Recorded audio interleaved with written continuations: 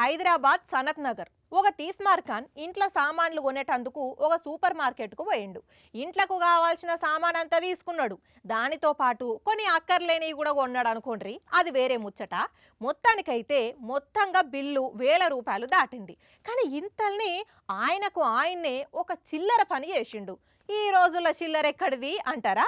అయితే ఏం జరిగిందో చూడుండ్రి. ఇగో ఈ దొంగ గురించే మనం చెప్పుకునేది. మంచిగా చూడుండ్రి, ఎంత స్టైల్గా బిల్డప్ ఇచ్చి చిన్న ప్యాకెట్ కొట్టేసి ఎక్కడ దాచుకున్నాడో.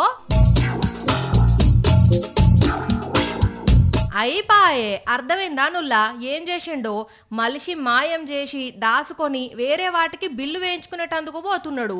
ఇంతకు మనోడు ఏం కొట్టేసిండు అనుకుంటున్నారు? 100 గ్రాముల ఇలాచీ, ఎస్ ఇలాచీ ప్యాకెట్నే కొట్టేసిండు. అయితే పిల్లి కండ్లు మూసుకుంటే పాలు దాగి ఎవ్వరు చూడలేదనుకున్నట్టు ఈ దొంగన్న కూడా నన్ను ఎవ్వరు చూడలేదు అనుకున్నాడు. కానీ సీసీ కెమెరాల రికార్డ్ అయితే ఆ దుగున పొల్లకు దొరికిపోయిండు. తీసుకుపోయి స్టేషన్లో అప్పచెప్పిండ్రట. కానీ చూస్తే చదువుకున్నోన్ లెక్కనే ఉన్నాడు. అది కూడా తెలవకుండా సీసీ కెమెరాలు ఉన్నాయని మర్చిపోయి ఇలాచీ ప్యాకెట్కు ఎందుకు కకృతి పడ్డడో తెలియదు. కానీ ఇజ్జత్ పోయి ఈరాన్లా కలిసింది. ఇక ఈ దొంగన్న సక్కదనం ఇటుంచితే ఇటు చూడుండ్రి, వరంగల్ జిల్లాలో కొందరు దొంగ బడమెగాళ్ళు ఏకంగా వైన్స్లో వచ్చి ఎంత పని చేసిండ్రో.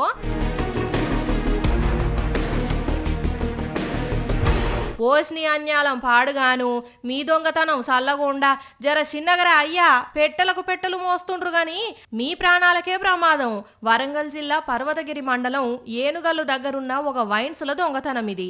కోటర్లు, బీర్లు, బ్రీజర్లతో పాటు డబ్బులు కూడా ఎత్తుకొని పోయినరట. మరి వైన్స్ షాపునకు రెగ్యులర్గా వచ్చి తాగినోళ్ళు ఈ చోరీ చేసిండ్రో, ఆయనతో ఎక్కడి నుంచైనా దొంగలు వచ్చిండ్రో తెలియదు. గాని భలే దొంగ బడమెగాళ్ళు మోపైతున్నారు పోండ్రి. మరి అట్లుంటది వైన్స్ల ఆదాయం.